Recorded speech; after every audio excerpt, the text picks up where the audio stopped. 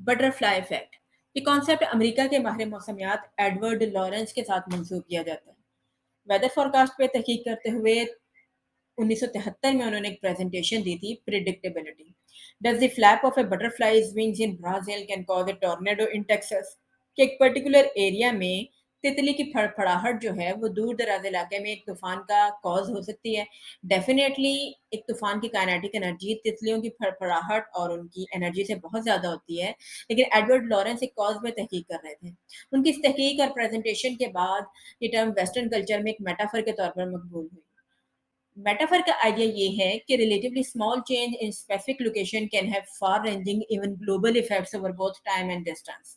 It denotes the idea that just a tiny problem and failure in the system could lead to drastic consequences. So it is both a label given to a scientific fact as well as a metaphor.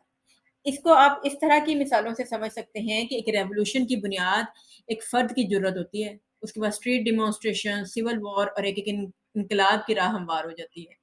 Recent history میں آپ نے دیکھا کہ ایک particular area میں ایک virus کا جنم ہوا اور پھر اس سے پینڈیمک کا آغاز ہوا. اگر آپ کسی فارسٹ کو وائپ آؤٹ کرتے ہیں تو ڈیفینیٹلی اس کا نتیجہ اینیمل ایکسٹنکشن کی صورت میں نکلے گا. روٹین لائف میں اس کی ایگزامپل آپ اس طرح سے سمجھ سکتے ہیں کہ اگر ایوننگ میں آپ اپنے باس کی کال کو رسپونڈ نہ کریں تو it may lead to your suspension the very next morning. سو ان تمام ایگزامپلس میں آپ دیکھیں the pattern is same. Cause is small and typically outside of the control of the individual being affected. جو افیکٹ ہے وہ سگنیفیکینٹ بھی ہے اور نیگیٹو بھی ہے and distance is physically large.